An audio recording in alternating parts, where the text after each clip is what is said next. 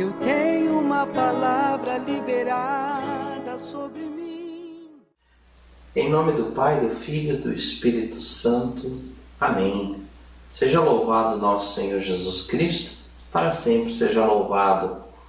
Amados irmãos, nós vamos iniciar uma caminhada neste ano, uma nova caminhada de estudo, uma nova caminhada de oração, uma nova caminhada de fortalecimento dos núcleos das nossas células, do seu fortalecimento. E por isso, nós temos uma direção para o ano inteiro. E eu quero apresentar para você esta direção e todo o trabalho, todo o caminho que nós vamos fazer. A nossa direção repousa no que está escrito aqui neste livrinho, que se chama Código de Aliança. O Código de Aliança é um livro onde estão as constituições, as regras da comunidade. Ele é um material de pertença dos missionários, dos consagrados da comunidade. Por que eu estou citando esse livro que nem é de uso comum da liderança de célula ou membros de núcleo? Porque aqui está narrado tudo o que a comunidade de Fanuel é e as suas regras de funcionamento. E nós lemos o nosso Código de Aliança no capítulo 5, nos números 2, sobre a espiritualidade, um viés de espiritualidade da comunidade de Fanuel. Um elemento que constitui a nossa espiritualidade. E nós lemos aqui o seguinte: a comunidade de Fanuel é uma obra do Espírito Santo, nascida sob o influxo de uma graça própria nestes tempos de renovação da Igreja, e deve ser submissa ao Espírito, sem jamais deixar de depender expressamente dele, ouvindo-o nas autoridades, nas Escrituras e na oração, sendo-lhe dócil na recepção e uso dos dons carismáticos, e deixando que faça crescer nas virtudes até o cumprimento pleno da palavra de Deus. Ora, nós continuamos dizendo: encontrando nossa origem nesta graça renovadora e carismática, somos também nós participantes desta mesma efusão do Espírito, o batismo no Espírito Santo. Nela temos nosso nascimento, está intrinsecamente ligada à nossa vida. Nossa comunidade é, por assim dizer, carismática, ou seja, é portadora desta graça da efusão do Espírito Santo e das suas expressões carismáticas, com toda sorte de dons extraordinários que o Espírito distribui, influindo na nossa maneira de rezar, de pregar o Evangelho, de servir a Igreja, enfim, de cumprirmos a nossa missão.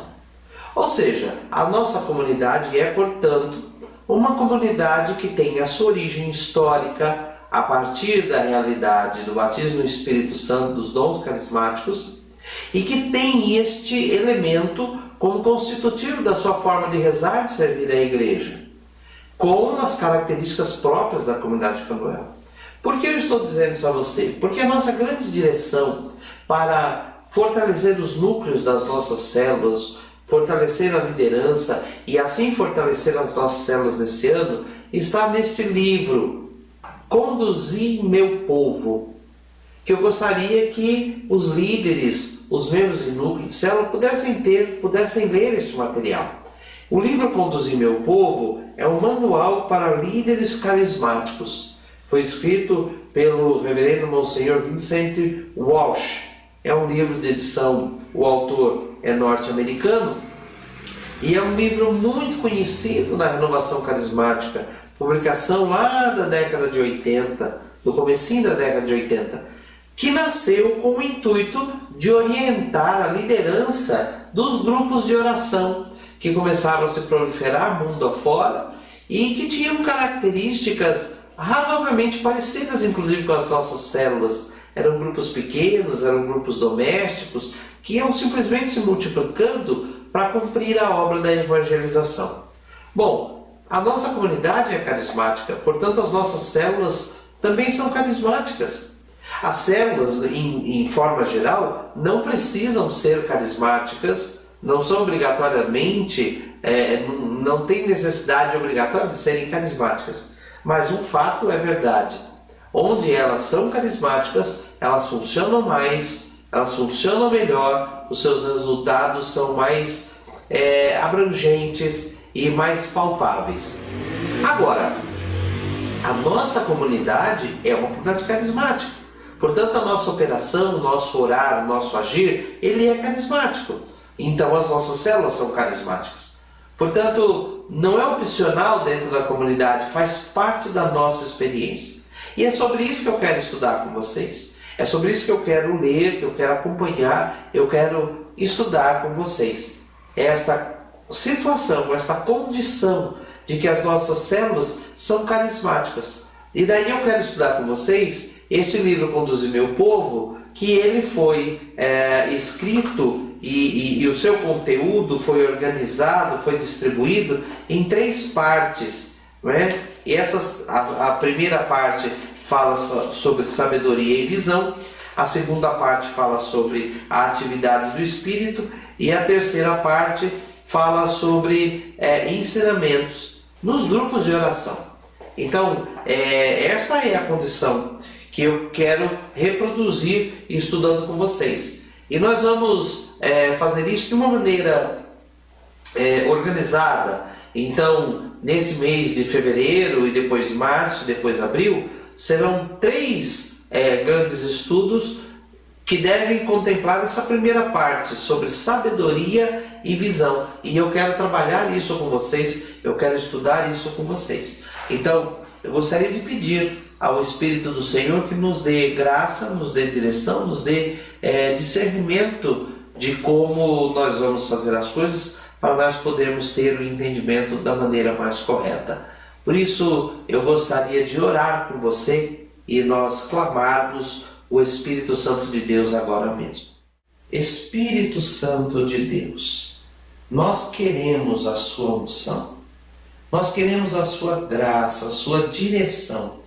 Nós queremos entender, Espírito Santo, o que significa isto de sermos células carismáticas, de sermos lideranças carismáticas, de sermos um povo com essas características.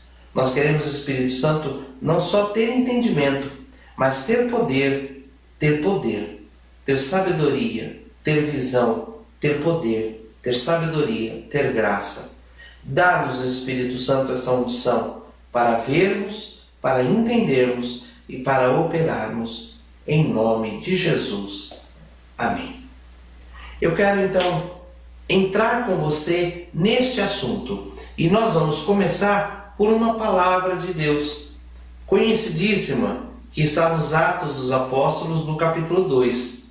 Mas eu quero unir com você esta passagem que nós vamos ler de Atos 2, versículo 4, com o que está escrito em Atos 5, 42. Por que eu quero unir? Porque na verdade elas já estão unidas. Nós bem sabemos que essa divisão da Bíblia Sagrada em capítulos, em versículos, ela foi muito posterior à organização dos livros sagrados. Quando eles foram originalmente escritos, eles foram escritos sem considerar capítulos, versículos. Portanto, já está unido.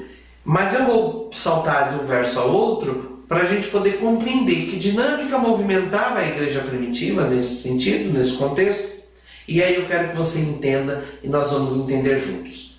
Atos 2, versículo 4, nós lemos o seguinte: ficaram todos cheios do Espírito Santo e começaram a falar em outras línguas, conforme o Espírito Santo lhes concedia que falassem. Atos 5, 42. E todos os dias não cessavam de ensinar e de pregar o Evangelho de Jesus Cristo no templo e pelas casas. Ora, o que é que nós acabamos de ler nesta palavra de Deus? A vida mesmo, a alma mesmo, de como funcionava a igreja naquele primeiro momento, naquela primeira hora. Bom, nesse nosso primeiro estudo, eu quero transmitir para você que o tema dele é as células e a espiritualidade carismática. O que é que nós vimos? Nós vimos uma igreja primitiva, uma igreja que nascia, Atos 2, 4, e nós vemos aqui dizer que ficavam todos cheios do Espírito Santo e começaram a falar em línguas conforme o Espírito Santo lhes concedia que falassem. Portanto, eles eram assim, eles estavam assim, guiados por esse mover, por esta graça. E nós lemos em Atos 5,42 que todos os dias não cessavam de ensinar e de pregar o Evangelho de Jesus Cristo no templo e pelas casas. Ora, eles estavam assim, repletos de uma unção carismática, cheios de poder, para quê? Para pregar sobre Jesus Cristo, e eles faziam isso todo o tempo, todos os dias, no templo e pelas casas. Então aqui estava a sabedoria. Eles tinham poder e eles tinham imensa sabedoria. E é isso que eu quero falar com você. Então, o que é efetivamente esta espiritualidade carismática? Quando concretamente essa espiritualidade carismática se inicia e como é que isso aconteceu? Com certeza não é novidade para todos os que estão vendo este vídeo. Para alguns pode ser que seja novidade, mas é preciso relembrar muito bem. Foi um final de semana de fevereiro de 1967, em que um grupo de estudantes da Universidade de Duquesne, nos Estados Unidos, reunidos para um cursilho de cristandade, ouviram uma pregadora falar a respeito do mover de Pentecostes, de Atos dos Apóstolos, capítulo 2, quando o Espírito Santo se derramou abundantemente. Aqueles jovens universitários norte-americanos da década de 60, tão conturbada década de 60, eles estavam assim impregnados de uma expectativa de fé. Eles haviam lido alguns livros antes daquele retiro, o livro Eles Falaram em Outras Línguas, o livro A Cruz e o Punhal, e eles estavam assim impressionados de como o Espírito Santo estava se derramando em meios cristãos não católicos, e pessoas estavam sendo movidas por um poder sobrenatural da fé, muito semelhante ao que se lê nos Atos dos Apóstolos. Então aqueles jovens foram para aquele final de semana com um propósito. Se isto é verdade, essencialmente deve acontecer entre nós católicos. E de fato, naquele final de semana as coisas aconteceram. Os jovens espontaneamente, depois de certo horário de recreio, foram para uma capela que ficava no andar de cima daquela casa de oração, de retiros, e simplesmente eles começaram a espontaneamente ser batizados do Espírito Santo e ser cheios do poder do Espírito Santo, e começavam a falar em outras línguas e a profetizar conforme o Espírito Santo lhes concedia que falassem, muito semelhante ao que nós vemos nos Atos dos Apóstolos. E o que aconteceu ali então? Ali tem início, na era moderna, esta grande espiritualidade carismática, que tem uma função muito grande em nossos dias, a função de reaquecimento, de reavivamento de muitas almas frente ao grande desafio desse mundo moderno, pós-moderno, ou dizer assim, esse mundo já pós-cristão, que abandonou o cristianismo. Os ambientes universitários da década de 60 eram ambientes muito conturbados. Em Sorbonne, na França, no ano seguinte, o ano de 1968, explodiu a grande revolução entre os jovens, revolução cultural que até agora está assolando com a sociedade, as famílias, e a revolução sexual, as drogas, o rock and roll, os jovens delinquentes, a delinquência juvenil, o abandono dos padrões rígidos da família, da obediência, do lar, e essa coisa toda. E nós vimos movimentos como o Woodstock, se você não ouviu falar disso, deveria saber, movimentos que geraram comunidades alternativas, como as comunidades hippies, as comunidades baseadas em amor livre e uso de drogas. Bom, o mundo estava numa turbulência e Deus estava também colocando a sua pitada de graça para renovar o ânimo apostólico, o ânimo evangelizador na face da terra. Muito bem, esse movimento que aconteceu e que começou a acontecer, um movimento que começou a manifestar características próprias.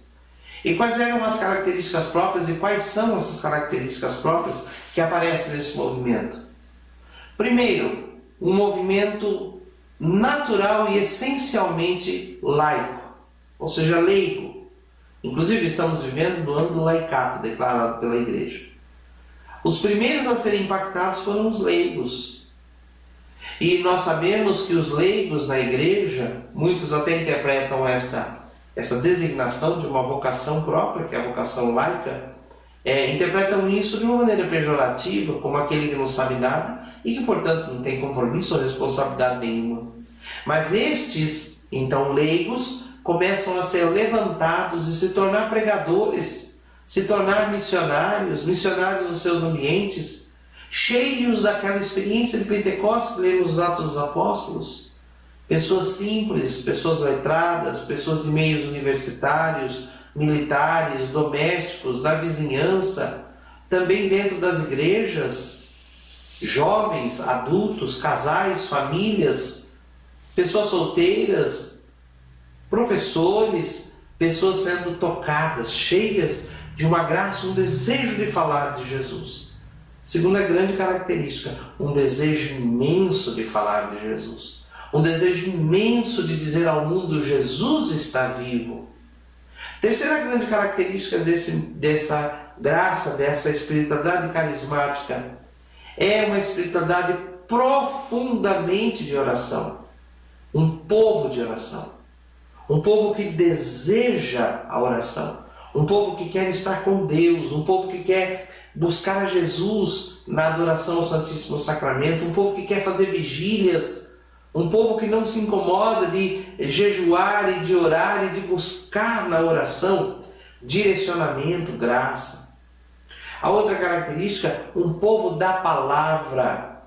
Um povo que concebe um amor incrível por ler e refletir a palavra de Deus. Um povo da palavra, um povo que ama a Bíblia, um povo que estuda a Bíblia, um povo que quer pregar a Bíblia.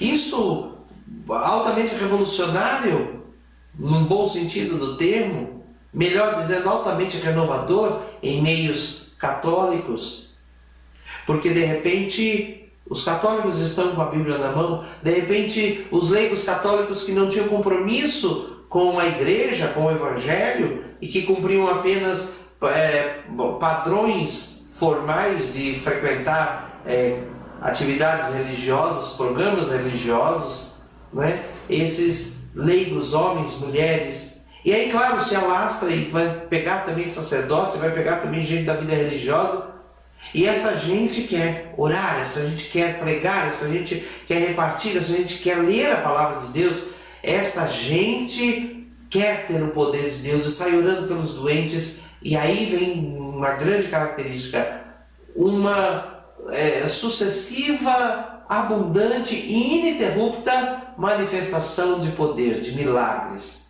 de testemunhos de pessoas deixando uma vida perdida, de pessoas que eram endurecidas, de gente que era ateu e já está abraçando a fé, e de pessoas que não falavam e começam a falar, e que eram cegos e começam a enxergar, e paralíticos que começam a andar, e de repente isso vai se alastrando. Um bom elemento que deve nortear a gente é ler o testemunho do padre Emiliano Tardif no livro Jesus Está Vivo. Ele mostra muito bem isso. Ele é um sacerdote que viveu aquele momento, é um sacerdote canadense que estava exercendo seu ministério na República Dominicana, no Haiti, naquelas regiões, e é impregnado desse poder do Espírito Santo, desse Pentecostes. Então essas características marcam o movimento, esse movimento carismático, esta espiritualidade carismática. E essas pessoas então começam a se juntar em grupos para rezar, para estudar a palavra de Deus e para rezar. E nasce daí, portanto, o que é conhecido, chamado como grupos de oração, que são da renovação carismática católica, como é conhecida no Brasil e em outros países como renovamento católico e alguns do início como o movimento pentecostal católico. Mas é isso o começo e as características do movimento carismático. Muito bem, mas assim como os primeiros cristãos, além de toda uma manifestação pentecostal e que a renovação carismática e esse mover na nossa época parece reacender, não é? Assim também como a igreja primitiva se reunia em pequenos grupos nas casas, e nós lemos isso, Atos 5:42, não é? No templo e nas casas, e de casa em casa. Assim começa a acontecer um outro fenômeno interessante, que está de alguma maneira ligado a isto. Porque começam a acontecer em meios católicos o surgimento do que nós conhecemos como sistema de células de evangelização. As células não nascem lá com a renovação carismática em 67 nos Estados Unidos, não. Mas a primeira expressão de células católicas acontece também nos Estados Unidos, acontece numa paróquia dos Estados Unidos, com um sacerdote irlandês que exercia seu ministério ali na Flórida, o padre Michael Evers. E Monsenhor Michael Evers, ele era carismático. Ele tinha sofrido a experiência do batismo no Espírito Santo. E a sua paróquia era uma paróquia movimentada nesse sentido. A tal ponto movimentada que ficou conhecida nos Estados Unidos como a paróquia em chamas. E o movimento carismático que havia se alastrado e que dele nasceram publicações que davam testemunhos e contavam o que vinha acontecendo num canto no outro no mundo, contam em determinado momento sobre uma certa paróquia, a paróquia em chamas, a paróquia de São Bonifácio, nos Estados Unidos. E Monsenhor Michael Evers dá ali o seu testemunho, aquele padre cheio desta graça, desta unção, deste fogo, e a sua paróquia se movimentando. Mas esse sacerdote, na busca de melhor evangelizar, olhando para o mundo, e para o mundo pentecostal, fora também dentro da Igreja Católica, ele vai saber de uma experiência que está acontecendo numa igreja não católica, na Coreia do Sul, a Igreja do Evangelho Pleno, que foi fundada pelo pastor David Paul Yong-cho, que era um pastor protestante, também pentecostal. E esse pastor, já nos anos 50, indo para já começo dos anos 60, ele começa um movimento na sua igreja de grupos familiares. E esse movimento fez a igreja dele dar uma guinada de evangelização, e que gerou um grande crescimento numérico da igreja, chegando em certo momento de auge na história dessa igreja a ter 1 milhão de membros ali em Seul, na Coreia do Sul.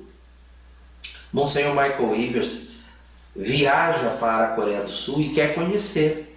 E conhece. E diz, mas isto é profundamente evangélico e deve acontecer entre nós. O Espírito do Senhor move o coração do Padre Evers, que hoje já está na glória. E o Padre Evers, então, leva essa experiência para dentro da sua paróquia tão quente, já em chamas, tão carismática. E ele leva e inicia as células, as primeiras células católicas. Mas veja, tudo isso está aí fundamentado em Atos dos Apóstolos. Tudo está andando muito junto, como era na igreja primitiva. E não há dúvidas que a sua paróquia, então, começa a alastrar-se através das células. E uma grande evangelização, e tudo como duas grandes pernas. É poder e a sabedoria. É poder e sabedoria acontecendo ao mesmo tempo. E as células se caracterizam, portanto, por pequenos grupos domésticos que tinham uma função muito precisa: evangelizar, crescer, multiplicar, tornar-se mais células e mais células. E de que maneira as células fariam isso? As células fariam isso com uma grande unção do Espírito Santo e com um propósito muito claro de reproduzir Jesus nas pessoas, por um plano de discipulado, ganhando pessoas e fazendo discípulos. Mas tudo isso com muita unção do Espírito Santo. Não é simplesmente técnica, não é simplesmente entender como que as coisas funcionam. Não, porque o Evangelho não é um produto que nós vendemos às pessoas. Há pessoas que se utilizam de recursos de marketing e marketing até para a evangelização, mas o evangelho não é um produto e a evangelização não é um sistema de vendas. O evangelho é Jesus vivo se dando às pessoas e a evangelização é um sistema de compartilhamento ungido, de vida, de graça, de experiência, de santidade. Isso vai se alastrando. Então, as células, a experiência carismática que estava tão evidente nos grupos de oração, né, que precisavam crescer e então encontram nas células um caminho, ferramentas para se proliferarem, se multiplicarem. E as células se organizam, portanto, diferentemente do grupo de oração, mas de alguma maneira, andando de braços dados, se orientam por não serem apenas reuniões de oração, mas serem comunidades vivas, fazendo discípulos que vão multiplicar e fazer mais discípulos e mais células, e essa gente vai alimentar e se alimentar da experiência carismática e dos grupos de oração. E no começo os grupos de oração e as células até se confundiam um pouco, porque os grupos eram também eles pequenos, mas depois eles começam a se concentrar em grandes reuniões no templo, mas as células em pequenas reuniões nos lares, e assim caminhou até que então um padre, no ano de 1986, um padre italiano, também ele envolvido na espiritualidade carismática, sabendo do que estava acontecendo nos Estados Unidos, ele sai da sua paróquia em Milão, na Itália, no norte da Itália, a paróquia de Santo Eustorgio, no norte da Itália, uma paróquia do século IV, antiquíssima, né? E este padre vai aos Estados Unidos para conhecer aquela experiência das células e fica altamente impactado por causa da paróquia em chamas, e ele traz isso para dentro da sua paróquia, e a sua paróquia se torna um polo, um centro, melhor dizendo, de difusão da visão das células. E sempre, todos aqueles que procuraram e ainda agora procuram conhecer a visão de células na paróquia de Santo Eustorgio são, ao mesmo tempo que impactados com uma visão de evangelização, são também levados a abrirem-se para uma experiência do batismo no Espírito Santo, uma experiência carismática. Muito bem, então fica a nossa pergunta. Ora, as coisas estão, portanto, unidas? Sim, elas estão de alguma maneira unidas. E a nossa comunidade, como uma comunidade carismática na sua origem, foi levada por essa unção do Espírito a conhecer o sistema de células, sem saber do que acontecia entre católicos dos Estados Unidos, entre católicos da Europa e em outros países, ali da Itália, sem saber. Eu, pessoalmente, particularmente, movido ali por essa graça de oração, buscando o Espírito, incomodado de que era necessário, para além do grupo de oração, era necessário algo mais, era preciso fazer com que as pessoas saíssem de uma posição de espectadores, ainda que ungidos, e começassem a aspergir esse poder nas outras pessoas. E aí foi que eu, conhecendo o livro A Igreja em Células, que nem é de autor católico, entendo que isto deveria ser aplicado na nossa comunidade. E só depois, nos anos 2000, não é precisamente 2007, 2008, que nós vamos conhecer Dom Pio de Pirini, que é esse padre da Santo Eustorgio de Milão, que veio ao Brasil porque lá chegou a notícia do que estava acontecendo no Brasil.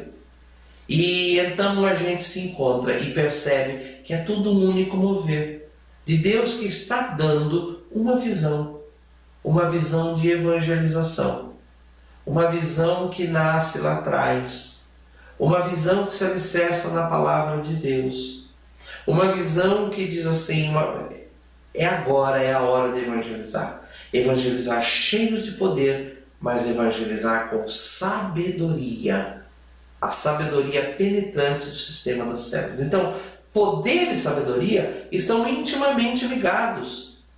Era este o elemento que me confrontava, porque eu me perguntava, mas todo esse poder todo esse poder, ele não pode ficar concentrado numa reunião semanal, ele não pode ficar concentrado numa pequena equipe de serviço. Esse poder precisa levar o anúncio do Evangelho a muitas e muitas pessoas e penetrar em muitos ambientes. Ora, a nossa comunidade então descobre, por graça de Deus, recebe de Deus a visão de evangelizar por meio das células. E essas células, portanto, precisarão ser carismáticas, porque as células são sabedoria de Deus, mas sabedoria sozinha não vai fazer a obra. Ela é sabedoria cheia de poder. E poder sozinho não vai fazer a obra, porque é muita energia sem um canal para chegar. Então, é preciso pegar toda essa energia, todo esse poder e veiculá-lo por um caminho, por uma estrutura, por um sistema de evangelização, e esse sistema é a célula. Então, poder e sabedoria, que se completam como dois lados de uma mesma moeda, ou como duas faces de uma esfera, e que se formam e que se completam. Poder e sabedoria. Ora, quais, portanto, ficaram sendo as nossas características? As nossas características ficaram sendo aquelas lá que eu disse, carismáticas no começo, unidas àquelas que eu disse do sistema de células. E eu tenho percebido com o tempo que se passa, que quando nós arrefecemos uma das características, nós perdemos a força da evangelização. Se nós ficamos apenas com as características do sistema de células, então nós transformamos isso numa técnica, numa metodologia, como a gente tanto já ouviu falar em muitos cantos da igreja. Não há metodologia. O Evangelho não é metodologia. O Evangelho é poder de Deus na vida daquele que crê. E aquele que crê se torna testemunha eficaz do anúncio do Evangelho, como? No templo e pelas casas. Então, se a gente elimina o elemento carismático para a nossa espiritualidade, nossa experiência na comunidade, das células da comunidade de Fanuel, nós ficamos somente como técnica, como metodologia. Pronto, morre, seca. Vai ficando uma árvore como a árvore de Natal. A árvore de Natal, os pinheiros de Natal, são cheios de penduricalhos, de bolas, de luzes, de enfeites, mas estão mortos. Eles demoram mais para secar, mas mais cedo ou mais tarde secarão. Mas se nós eliminarmos esses elementos fundamentais do sistema de células, os 5 E's, o sistema de multiplicação, o sistema de evangelização, de evangelismo, o sistema de discipulado, o sistema de liderança, se nós eliminamos isso e ficamos só com um poder, e reunimos para manifestar poder, aí nós ficamos num outro extremo, né? De uma manifestação abundante e completamente descontrolada, que acaba levando as pessoas a experiências impactantes, mas depois não orientadas, e que podem cair pela própria fraqueza humana da perda de dinamismo e de perseverança, levar a sensações de decepção, e depois pensarem que as experiências reais que tiveram não foram nada, na verdade. Mas na realidade são experiências que devem ser orientadas, não amarradas, não conduzidas rigidamente, mas orientadas para a força da evangelização. Portanto, amados irmãos, amadas irmãs, as células, elas precisam ter espiritualidade carismática. E a espiritualidade carismática precisa ter as células. Nós não podemos parar apenas no anúncio. Nós não podemos parar apenas no testemunho. Nós precisamos saber anunciar e testemunhar. Nós não podemos parar apenas em congregar almas e dar-lhes a maravilhosa experiência de Cristo vivo. Nós precisamos levá-las num caminho de discipulado. Fazê-las discípulos, e discípulos que evangelizam. E como evangelizam, amanhã podem também congregar outras pessoas e fazerem discípulos, e daí nascerem a liderança. Então eu quero convidar você a entender neste mês, abrir sua mente, abrir seu coração, e dizer: vem, Espírito Santo, vem, eu quero ser inflamado, eu quero ser abastecido, fortalecido neste poder e nesta sabedoria. Eu concluo dizendo para você que uma das grandes descobertas que o Espírito Santo me deu neste período que me levou à visão de células foi um livrinho chamado A Sabedoria Ensina Seus Filhos. Neste livrinho, o padre John Randall, ele fala exatamente isso, ele dizia isso, de que poder sem sabedoria se transforma numa arma fulminante. E sabedoria sem poder se transforma em conhecimento frio. E esse livrinho me levou a abrir a mente e o coração. É hora de todos nós abrirmos a mente e o coração e dizer: não, precisamos manter seriamente o sistema de células como ele é, com a estrutura que ele tem. Mas precisamos que ele seja cheio do poder de Deus. Poder e sabedoria. Vamos orar e pedir ao Senhor. Nosso querido Deus e nosso Pai, eu quero clamar, eu quero pedir poder e sabedoria sobre mim, sobre os líderes de células, sobre os núcleos das células, sobre as células em si. Senhor, nós queremos multiplicar abundantemente, mas multiplicar com poder e com sabedoria. Nós temos que ter isto, Senhor. Derrame sobre nós a visão que o Senhor nos deu, o entendimento que o Senhor nos deu. Ele não pode ficar perdido, esquecido, condicionado, engavetado. Não, nós não podemos acreditar que há um conflito, um contraste, uma oposição entre poder e sabedoria, mas ao contrário, de que eles se juntam e unidos formam as duas grandes asas que devem levar a igreja poderosamente a derramar unção, graça, penetrar os lares, penetrar as casas, penetrar os corações. Dá, Senhor, poder e sabedoria abundantemente sobre as células da comunidade Fanuel, em nome de Jesus. Deus abençoe você e espero que, entrando nesse entendimento, esse entendimento entre você e na sua célula. Até o próximo vídeo, com a graça de Deus.